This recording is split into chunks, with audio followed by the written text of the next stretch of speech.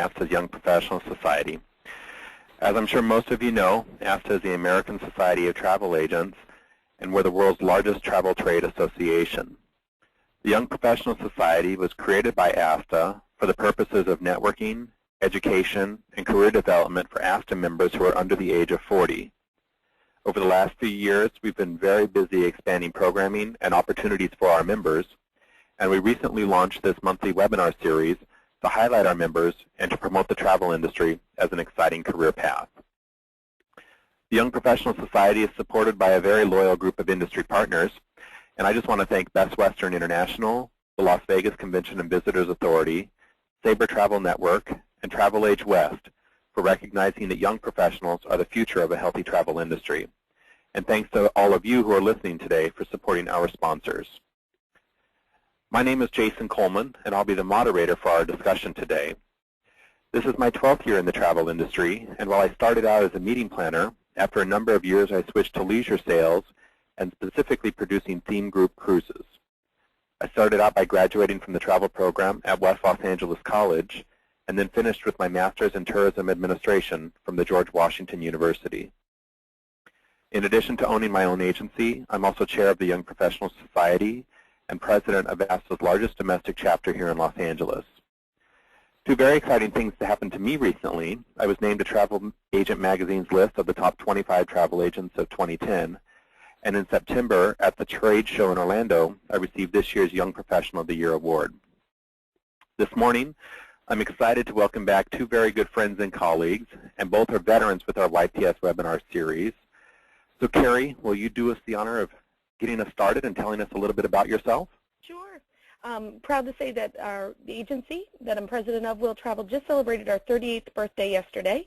3 generations of women owners, and we're keeping it going strong. I was the Young Professional of the Year from ASTA in 2006, first year they gave it. Was a past ASTA chapter president and a member of the board, and studied history at Millersville University, and actually strangely use it pretty much every day in travel. So proud to be here and share my knowledge. Thanks, Carrie. Unique to this call is all 3 of us have served as chairs of YPS before. That's right. Robbie, the most recent one just prior to me, and Carrie, the inaugural chair. Robbie, tell us a little bit about yourself. Well, I've been in the business for a while, although I am not as old as Carrie's agency. But I am very happy to be on with both of you again. You both are legends in the industry. You know, both of you were Young Professional Travel Agents of the Year. So, but for me, I started very early when I was 17. Started with the airlines in Chicago. Went to go work for a major agency. Was with them for most of my start in the travel industry. Then went to own my own agency. Did primarily corporate with a dash of leisure. And now I work for a host agency doing education to help bring new people into the travel industry.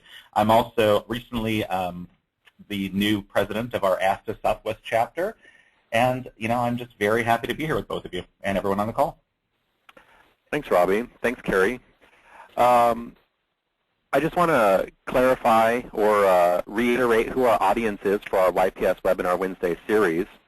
Young Professional Society webinars are all designed to help educate future travel professionals who are looking for information about becoming a travel agent and those who are new to the industry. And of course, we welcome everyone to our series and all others who have an interest in our topic. We do hope that you'll get something out of our discussion today as well. To get us started with all of our webinars, we start with the myth or reality, or as Robbie likes to call it, mythality. So, Carrie, let's start with you. This statement, what are your thoughts on this? Connecting with the travel industry is great, but it doesn't have a real impact on your business or your ability to sell travel and make money. Would you agree or disagree that that's a myth or reality? That is a myth. It is great, and it does have a real impact on your business. I say all the time, you know, getting involved and knowing what's going on certainly comes back to me at the office and helps me not only serve my clients better, but also be a better boss or manager or even employee. And just it helps you polish your skills and just become more professional in general. So it really does have a major impact in how you present yourself and your business. Robbie, are there any downsides to that?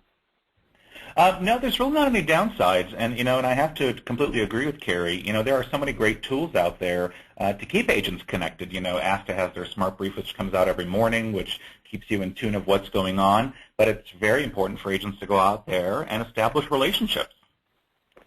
Robbie, let's come to you for number 2. Your thoughts on this one? Getting involved doesn't have to require a big investment or time and or money. Would you agree or disagree?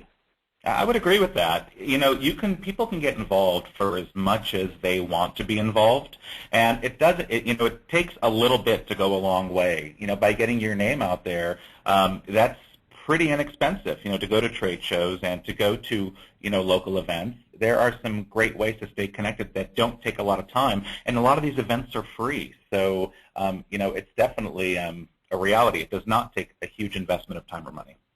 And something that we'll come to in our top 10 list also is that it's an investment in your career and in your professional development as well.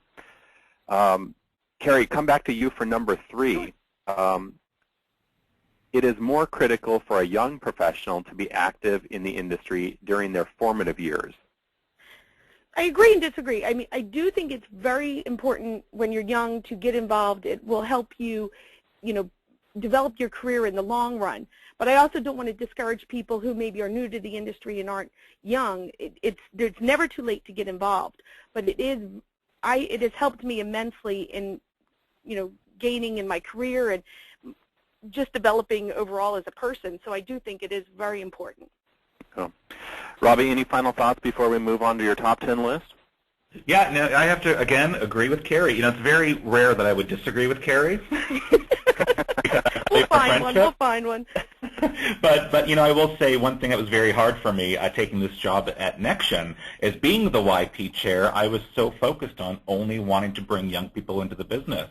And, you really have to change your mindset because new blood is new blood. And if you're 41, it does not mean that you should not come into the travel business. It's still a good time to come into the travel business. That's a great point, Robbie. And we also like to recognize because we get requests or inquiries about information from YPS from those that are young at heart as well, and we like to welcome all of those as well. Today's content is really developed from an article that you guys wrote for our most current YPS newsletter, the top 10 list of ways to connect with the travel industry.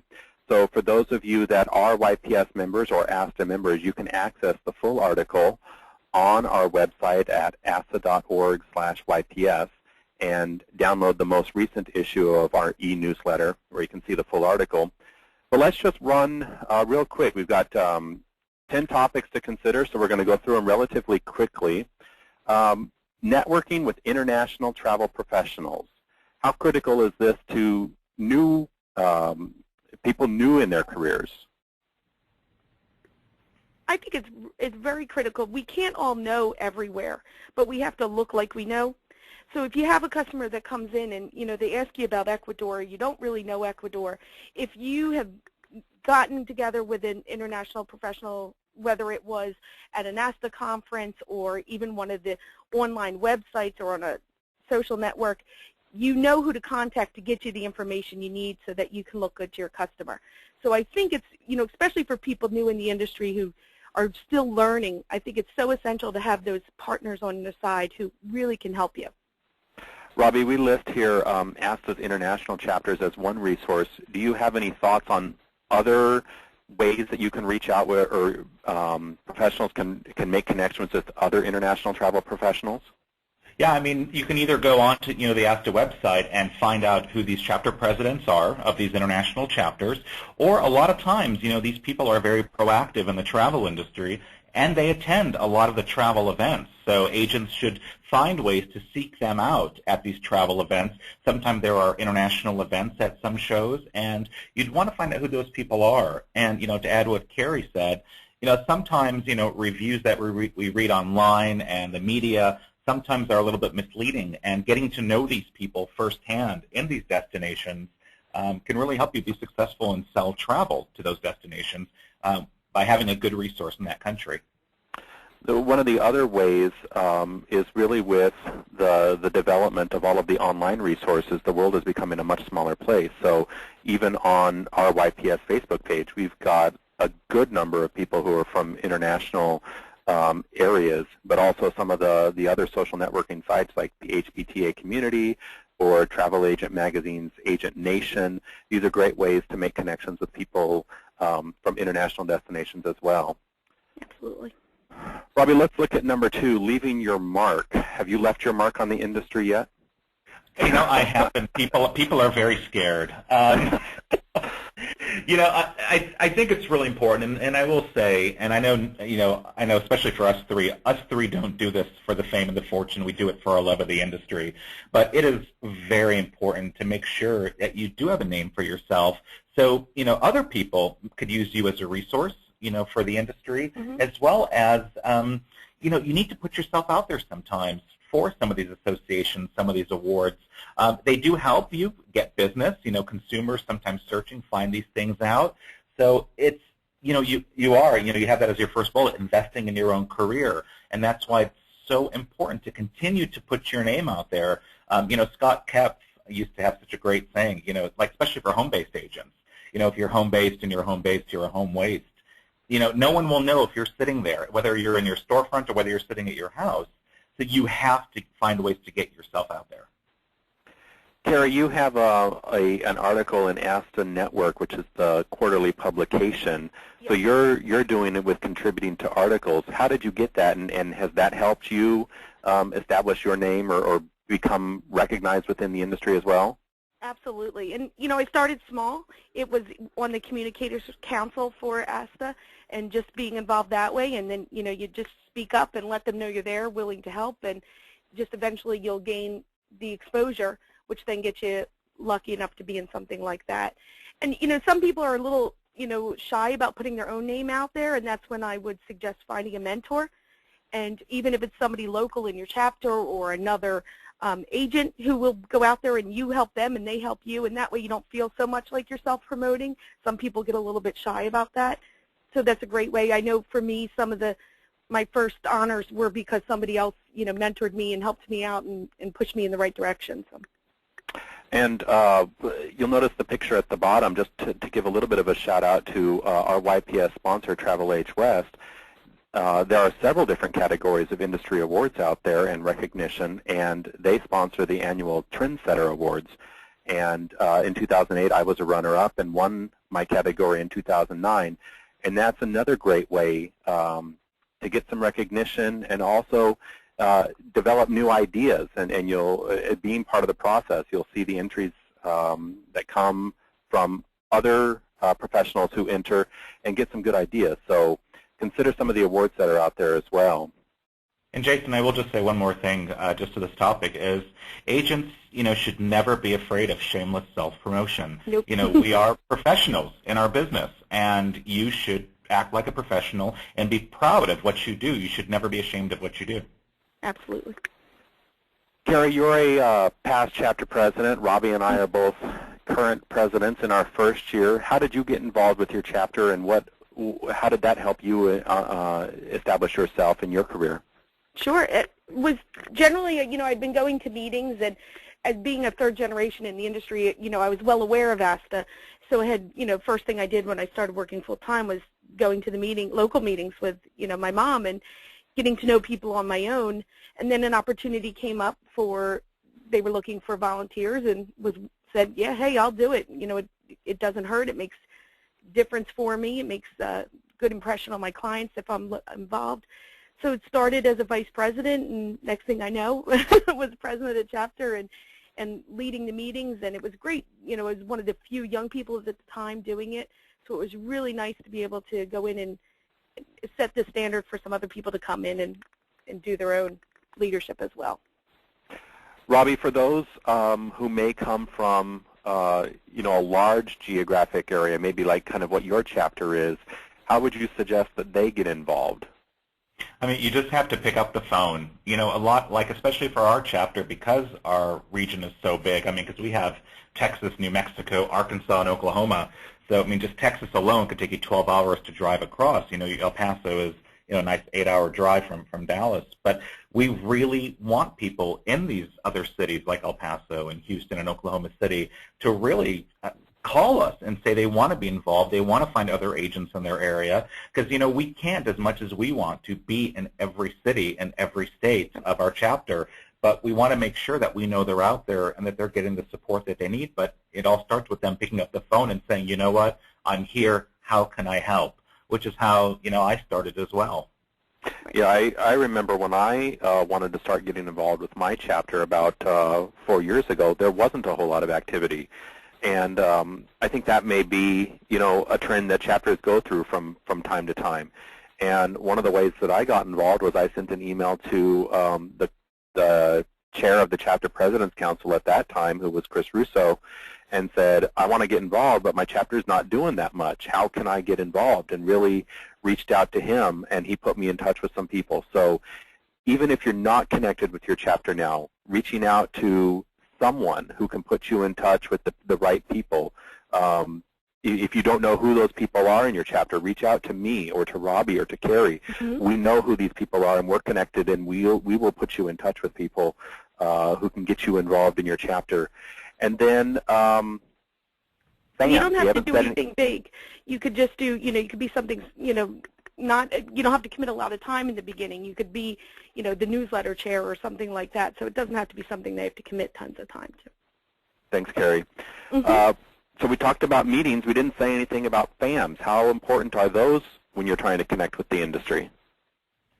FAMs are a fantastic way to connect with the industry because it allows you to connect with other agents that have similar interests in selling the same thing. So you develop this much larger network of other agents that you can call to for support when you don't have the answer for a specific situation. And in addition to meeting the other agents, you are keeping your name out there with the supplier or that destination, as well as all the hotels that you're visiting and all that other networking of activities, and all that comes into play when you're trying to book your customers. So it really helps your business, and it helps you stay more involved in the industry. Absolutely. Yeah. Robbie, to kind of like pull all of that you said together, a FAM is a great way to combine networking with other professionals, expanding your education and knowledge, as well as making connections with suppliers. So they kind of, in a sense, it may be the culmination of all of these things put together in one. Exactly. You paraphrased that so well, Jason. Thank you. And you get to have a good time, too. Well, that's true, but we'll come up to that in another slide because we've got a few pictures to show as well. All right, let's take a poll. Carrie and Robbie both, how many publications do you receive each, an estimate, and how many do you actually read? Ooh. Well, all the ones that are on the screen. I might not read each and every one of them page cover to cover, but especially things like Condé Nast and Travel and Leisure, I think you need to read them to look good to your customers, if not even just for the industry. I mean, we just had somebody the other day who called about, oh, I saw the article in Travel and Leisure about New Zealand. I want to do that trip. Luckily, we had read it and knew right off the top of our head, we knew what they were talking about, and they were very impressed, and needless to say, got the sale. So I think you just, if nothing else, you need to know what's going on and then focus in on what affects you most of all. Yeah, and the investment, financially to get some of these magazines, some of them are free. Some of them have online versions, so if you want to be green, which is a great way to do it, and some of them, have professional discounts, so like $12 a year. So it doesn't take a lot of financial investment, and the information you get, as part of these magazines, is innumerable in what it teaches you. And one thing that's not on here, and a lot of people poo-poo it, but of course your local newspapers. If you know what's on sale out of your out of your area and what your local travelers are looking for, that helps you stay connected as well. And it's I'm sorry, Carrie, go ahead. I was going to say you could too. I'm a fan of Travel and Leisure and some of the other local papers, and as well as the travel one. So at least you're kind of getting highlights on Facebook. If maybe you're not seeing everything, you'll see what people are responding to on Facebook, and that's what you're going to need to know about as well. So even if you don't want to invest the whole time in reading the magazine, that's something to start, a way to start. What are your guys' favorites? Are there some don't miss, or is it kind of everything's important?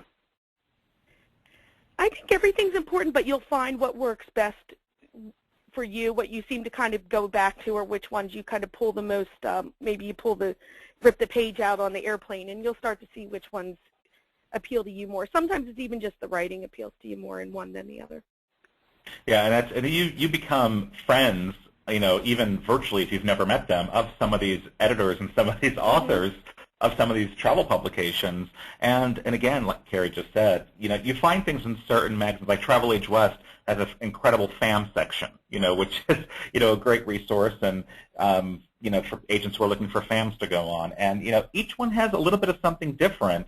And again, the publications are great, whether you get them online or in print, but don't forget the publications' websites to get breaking news and other things that keep you in the loop. It doesn't hurt to pop in there once a day and just, find the one you like that you find easy to read, and that gives you the information that you need to get through your day. Yeah, and also making sure that you're signed up on lists for, the daily e-newsletters, like the ASTA Smart Brief or the Travel Pulse that comes out from PMG, or Travel Weekly has their daily recap, and you can get on the various newsletters.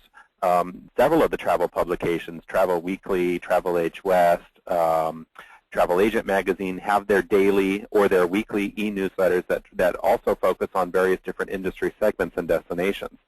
So if you're a specialist in a particular area like Hawaii or cruise, or if you're a home-based agent, you can get specific e-newsletters that are tailored towards topics in those different segments of the industry. So not just the print publications, but also the e-newsletters through their websites as well. Before we go on to the next item, number 5 on our list, I just wanted to remind everyone that on the right side of your screen is the questions pane. And if you do have any questions or things that you'd like us to explain in a little bit more detail, or a point that you'd like to make, go ahead and send those over, and we'll take those as they come in as well. So,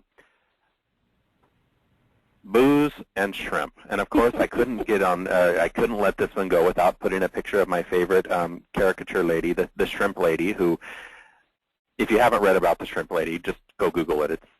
It's an interesting story. But then also a picture of the three of us together at YP Rocks as well. So, Carrie, you elaborate on this one.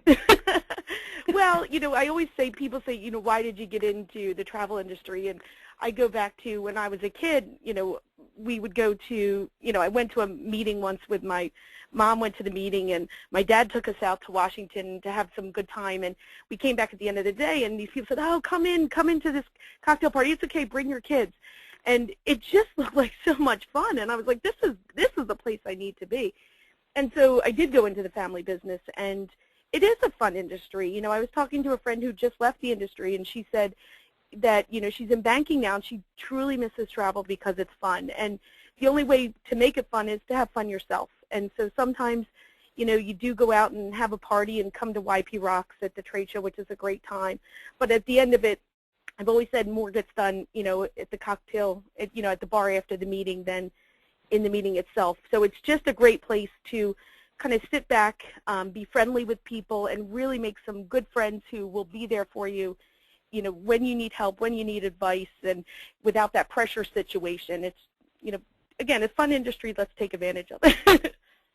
Robbie, you mentioned earlier about that quote that Scott Kepps is famous for. Do you find that, especially in that segment of the agency community, that's a problem that still exists, and getting out and making sure that they understand the importance of that? Yeah, I think a lot of agents sit at home and they just say, I'm so busy. It's just me in my office, and I'm the travel agent, and I'm the accountant, so I just don't have time to get out. Well, sometimes you have to make the time. And a lot of what happens in our industry happens, not on the trade show floor. It happens at the after party. I think more deals get made at YP Rocks than on the trade show floor, because you are getting to know people at, where there's no more walls anymore. You're getting to know those people for who they are. You talk more freely. You exchange more ideas. And I go home with more business cards after a social event than I do, after, a formal event, only because those barriers are gone. And we laugh at the shrimp lady. I was pretty positive when I was born I was crossbred with a flamingo, because I just love shrimp, and I love food. So it's just part of our industry, and agents need to get off their butt and take advantage of it. Right. And it comes back to travels between people, not so you really just need to get out and make connections with people, and you will. I find that I go back to people I met at a cocktail party all the time and ask them for advice and assistance with something. And there's different. I was going to say one more thing, Jason. There's different kinds of cocktail events. It's funny because we're all dressed up in that picture. We're all so cute. But sometimes it is formal and it is dressed up and it's you're talking that way, and sometimes it's very casual, and sometimes it's both. And you have to be able to get out there and enjoy both. I just lost my train of thought, so I'm going to go to the next one. Okay, so we go from this slide, which is about having lots of fun and making sure that we're taking advantage of that, to the next slide. Oops, sorry, it didn't advance. See, it's stuck on booze and shrimp. It wants to stay there. That's true. Which is probably a little more dry, but not any less critical. Yep. It is very important. If we think of so many subjects that, topics that are out right now do have to do with, going back to your local government officials and looking for their assistance and help with all aspects of the industry, whether it be as a small business owner or in travel with everything that's going on. It really is important to get involved, even if it's as simple as writing letters and emails to, going out and meeting your government officials. And, I had to testify one time in front of a state committee, and it was a bit intimidating at first, but, they were glad to hear from one of their constituents. So it's important. It is intimidating, but it's important, and it's not as scary as you really think it is. Even if it's just, letting them know where you stand on issues, they do want to hear. And a lot of times, surprisingly, you'll get calls back. And if you're kind of a little bit afraid to start with Washington and, your federal government, start with your local government. Sometimes, their constituency is a bit smaller, and it might even be somebody you know and you don't even know it.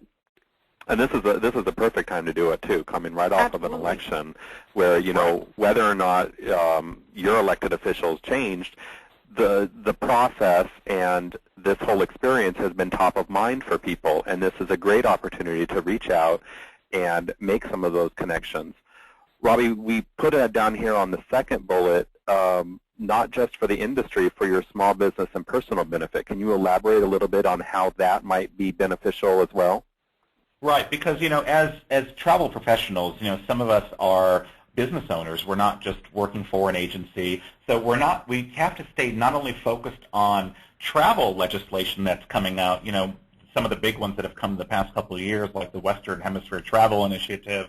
We have this whole TSA Secure Flight. There are so many things that come down the pipe that are travel-related, but then there are things like small business taxes and things like that you have to be aware of because it could adversely affect you and how you do business and how much you pay in taxes.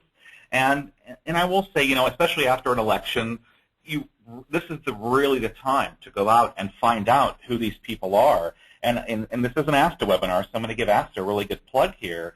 On the ASTA website, you go to the Government Affairs section, you click on that Find Your Member of Congress, and you find out who they are.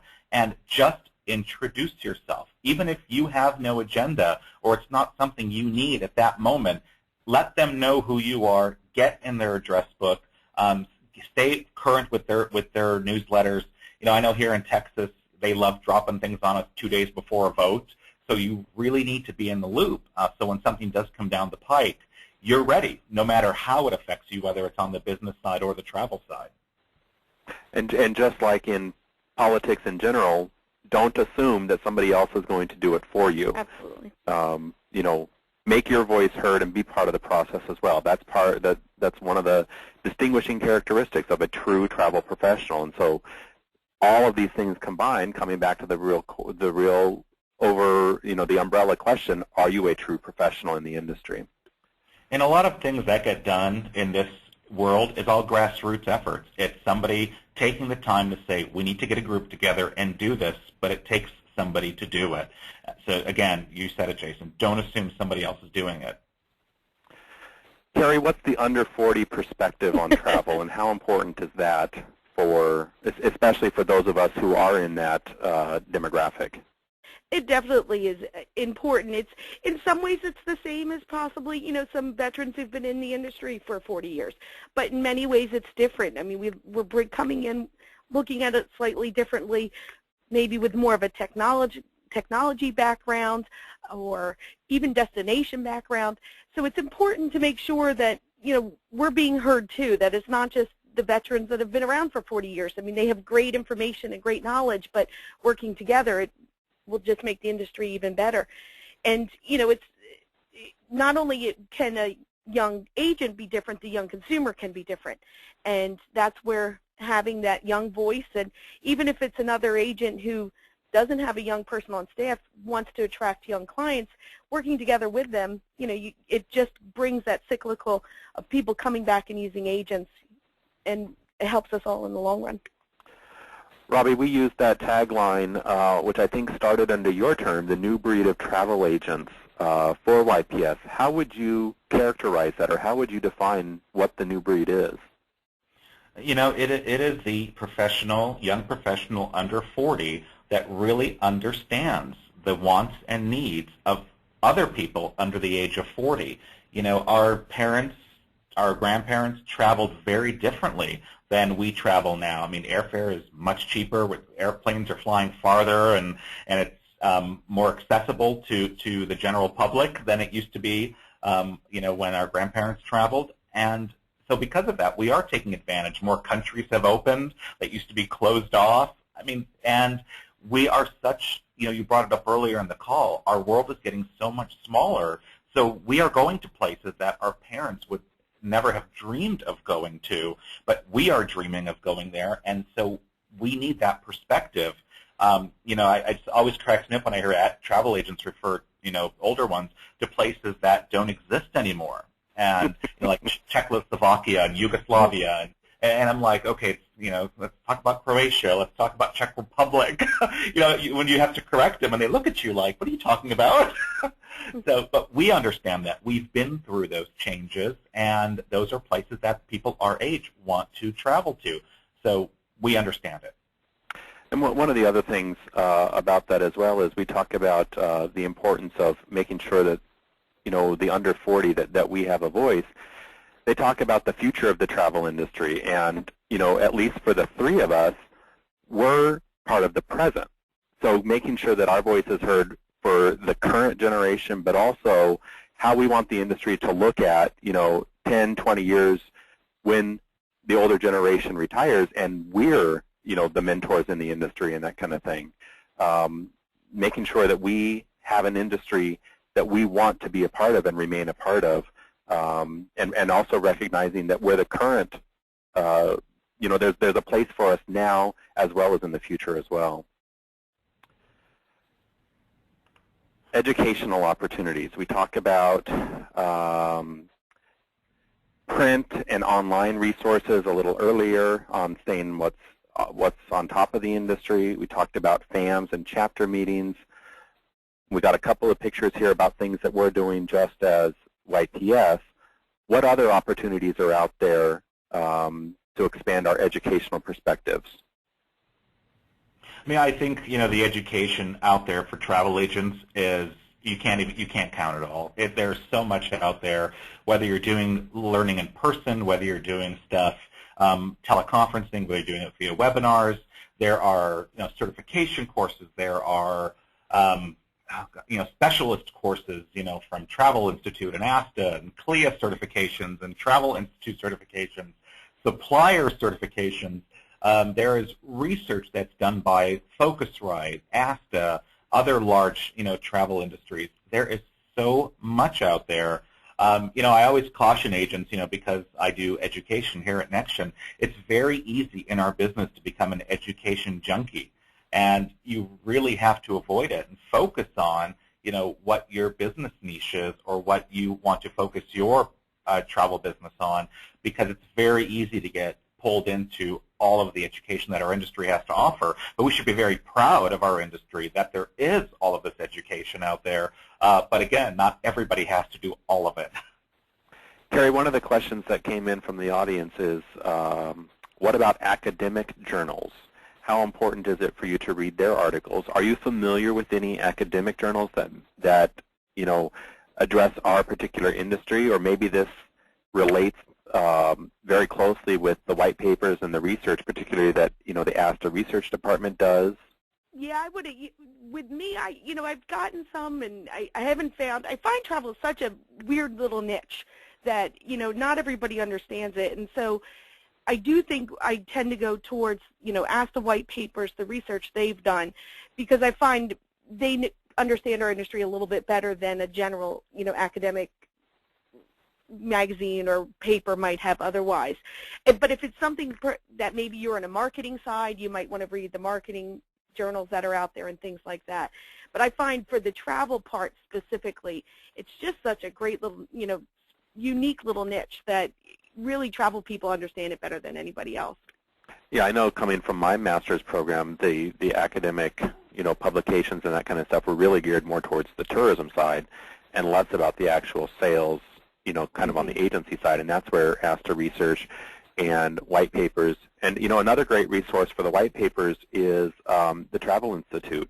If you're a member of the Travel Institute, they're the ones that run the CTA and the CTC certification programs.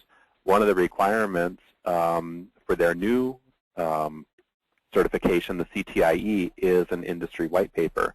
And they house all of those on their websites as well. So that's another source for information. Robbie, talking about coming back to the FAMs for a second, one of the questions that came in from the audience is, how exactly do FAMs work when you're new to the industry? How would someone get involved? How would they take advantage of a FAM opportunity as being a new agent? Yeah, I mean, certain FAMs have requirements and some don't. You really have to read what the FAM requirements are. Some require an IATA card, some don't. Some suppliers require you to have sold their product at least once to go on their FAM. Some don't. So you really have to just see what the terms and conditions are of that specific FAM. But, watch on a lot of the travel boards, watch, again, like Travel Age West and some of the travel publications. They publish the FAMs, but sometimes you do have to pick up the phone and, and say, I'm new, I don't have my IATAN card yet, or, I might have my CLIA card, what are the requirements for me to attend this FAM? And then do that way. Any other answer would be just speculation. And I think a good place to start would be maybe one of the specialist courses, because you're showing the interest that you want to sell that destination. And some specialist courses even have FAMs built in as a requirement to get the official specialty degree. I know for me it was Scotland in the day. That was my first specialist course, and I had to go to Scotland in order to do it. So showing that even if you're new, you're saying, look, I really want to sell this destination, I need to know about it. That might be a good start. Or maybe doing something like ASTA IDE, where you're going to the destination and finding out about it and doing one of the pre and post tours might be a good way, a little bit less intimidating and a great way to get to know the destination as well. That's a perfect example, Carrie, because I was going to mention Puerto Rico as a perfect example. Mm-hmm. They have their specialist course, the Puerto Rico Travel Expert Program, which is an online and print program that you go through really studying the destination and then coupling that with something like the IDE, where you're really immersed in the destination for 3 or 4 days and have the opportunity to expand that education through a pre or a post and really getting to experience the destination. Those two combined really make for a great opportunity to learn and focus on a particular destination. Absolutely. And just, Jason, of course, Robbie has had the last word every single time. But it's in my contract. But when it comes to, we are travel agents. We travel. And even if it's not on an official FAM or an official invitational, we are at a destination, and we are scouting out that destination for our customers, even though we are there on our own personal trip. And, take notes of the hotels you visit. Make time to just be a tourist, so you know what your customers will do when you get there. That information is invaluable as well. Robbie, I'm going to come back to you for just one quick question. The picture on the lower right is from our YPS retreat that we did in Jamaica. back in May, where we took about 25 agents under the age of 40 for about 4 or 5 days. And we did plenty of hotel inspections, resort, visits. We did plenty of fun time, but we sure did a whole lot of work as well, and sitting around the round table.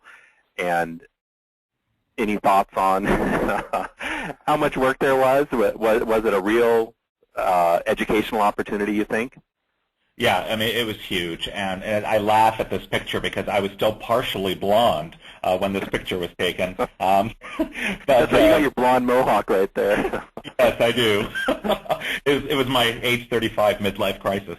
But, this was a phenomenal FAM. It was such, the thing about FAMs, too, is you meet such a great group of agents. And it's funny how many, I think I can probably, with the exception maybe 1 or 2 people in this picture, I talk to all of these people at least once a week on Facebook. So we are all still connected, and that was the best part of it. But we saw some great hotels, and we were treated so wonderfully by the people in Jamaica, at the hotels with the tourism board. They were phenomenal, and it was a lot of hard work. I mean, we were, on the buses, we were seeing the hotels, but I mean, I came back and, on some of the message boards, I was able to go, oh, I was just at the Sunset. I was just at the Rio. Let me tell you about it. Let me tell you about the Iberostar. I mean, one thing I'll tell agents when you go on FAMs, you will see a lot. It is work. You do have fun, but take good notes, because after the 18th hotel, they all start to look the same. Yeah. Carrie, let's come back to you on this one, because I think you were the one that were talking about suppliers and those relationships earlier. Working with suppliers and establishing a business network, how does someone go about doing that when you're newer in the industry?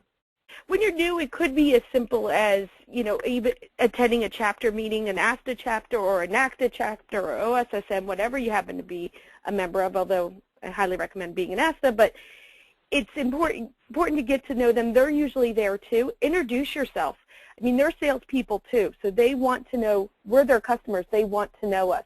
So introduce yourself, especially if it's a supplier that either you do sell or one you want to sell and maybe you don't know enough about.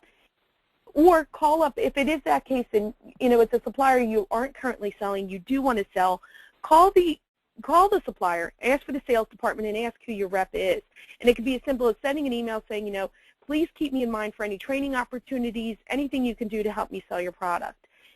Also, I find that, if you get to know the supplier, when something does come up and you need assistance, that's where we as travel professionals are different than people going online trying to book things themselves. We have this network we can go to.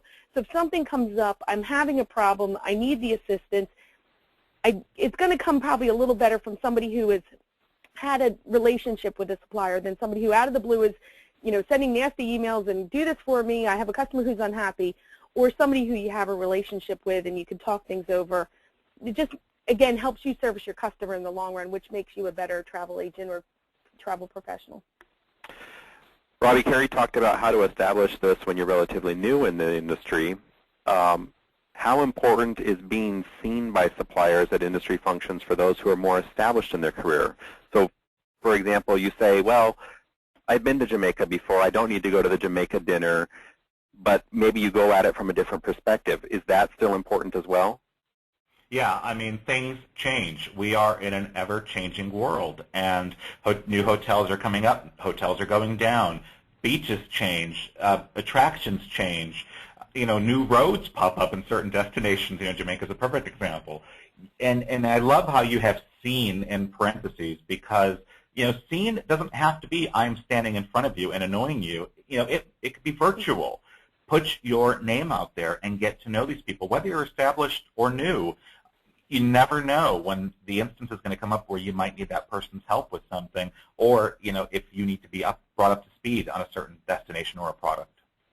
And they can sometimes introduce you to like-minded products or industries. If you sell a lot of the South Pacific, a natural progression may be to sell, Africa, and your supplier friends for the South Pacific can oftentimes introduce you to the right people, and that's kind of being seen and getting to know them. Just helps you again. And one of the things related to being seen that I found important for my business is it really lets the suppliers know that, yeah, I may be young, but I really take this seriously, and I'm really investing in my career to expand my knowledge and make sure that I'm making connections with suppliers and other professionals. So even if I may not be doing business with you right now or at this event, you know that I'm a serious travel professional because I take this, part of my career development seriously. It all comes back to that investment.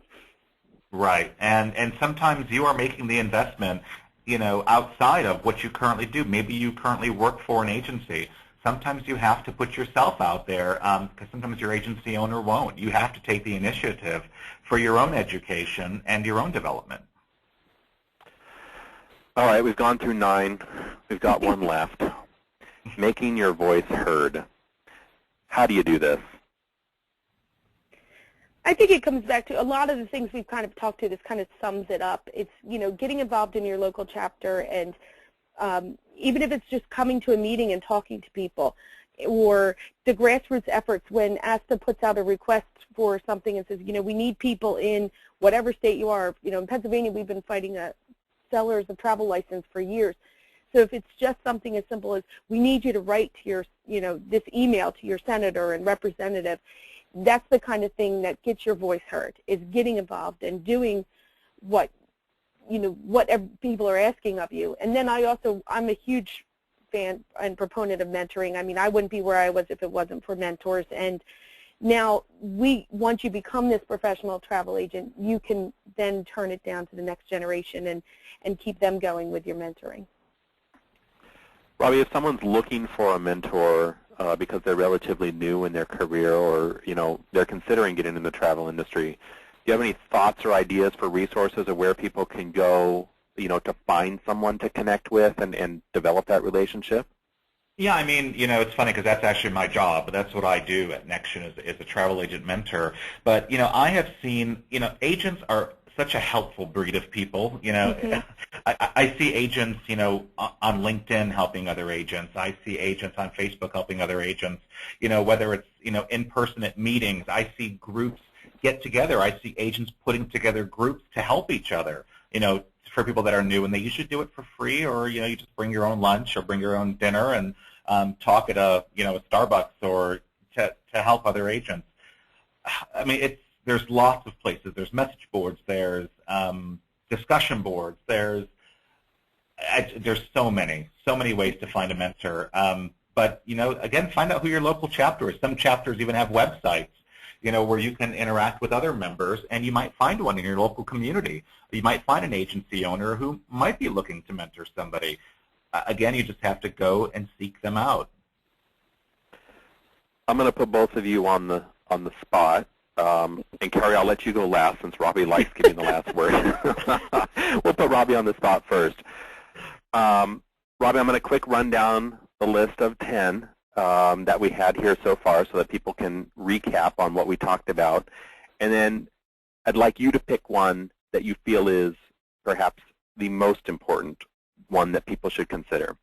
So we started off with networking with international travel professionals, leaving your mark, participating in local chapter meetings and FAMs, staying on top of what's going on in the industry, booze and shrimp and connecting with other travel professionals, networking with government officials, offering the under 40 perspective on travel, educational opportunities, working with suppliers and establishing a business network, and making your voice heard. If you had to pick one for somebody to really focus on, which one would it be? When Carrie and I wrote this, all of these really are important. And, Carrie, I might steal this from you, but you said it, so I'm sorry, so you should have let me go last. But, this last one really does sum it all up. I mean, it really talks about education, with the mentoring. It talks about getting your voice out there and participating in grassroots efforts, which is government affairs. I mean, this slide really pulls it all together. And, agents have to remember, this is your business. You have to protect the house. Get yourself out there, get educated, learn, and make your voice heard. Carrie, to kind of change the question up a little bit for you, as you have the last word, because YPS is so focused on the new generation of travel sellers and really providing career development resources for our market, if there was one that someone who was new to the industry should jump right in and really take to heart, which one would it be for a new professional? I think for a very new professional, I think the first thing to do is get involved in your local chapter. And, you know, as much as I highly recommend getting involved in ASTA or whether it's NACTA that you're a part of, I think for me that was where I started. It's not as intimidating as trying to, you know, go to national and saying, you know, put me on a committee. Not only that, the local chapter is where you can meet some people face-to-face if you're having face-to-face meetings. It's where you're meeting people who may have very similar, you know, problems as you. You know, people in the Northeast sell travel differently sometimes than people in Southern California. Come January, we're not necessarily selling the same thing. So it's a great way to help your knowledge base just on your selling side. And it's, you know what, they want people to volunteer and help. I mean, as a chapter president, if somebody said to me, I want to get involved, I was getting them in something because it's so important to get people involved, and it's a great place to start. They really need the help, and it's a great place to leave your mark too, so that you can move up. I think all three of us started locally, and you know, it's just, I think for a new person, that's a great place to start. And as a chapter president, I love that answer. It's all Jason, anybody in California. Yeah. So I lied. There is one question that came in from the audience, and it's a little bit off topic, but I'm going to throw it out to you because I recognize that some of the people in our audience are not travel sellers or travel agents, but suppliers who want to work with agents. So to either of you, we talked about, you know, where you get your information from, the trade press, the publications, you know, the local chapter level. From a supplier's perspective, are there any new ways to market to travel agents, or what is the best way that suppliers are marketing to you right now? I mean, for me personally, it's Facebook. In all honesty, I mean, I that's up on my screen all day long. I am seeing things from suppliers on there, and even webinars and things like that. I think if you're looking at a new way to reach people, especially, you know, not seeing it face-to-face, first of all, is the best way to really make an impression on somebody. But for the general day-to-day, that for me, it's social media. Robbie? Yeah, you know, I agree with Carrie. And then there's other, you know, smaller ways even. You know, like I know some chapters, including, you know, ours in the Southwest, you know, we have allied members that are members of our chapter. And we market on their behalf. And some of our newsletters, we know we have a chapter newsletter that we put out, you know, bi-monthly. And so there are things that we do on a chapter level, including giving them first right of refusal to attend any of our chapter events to get them out there and to meet the local agents that are in their communities.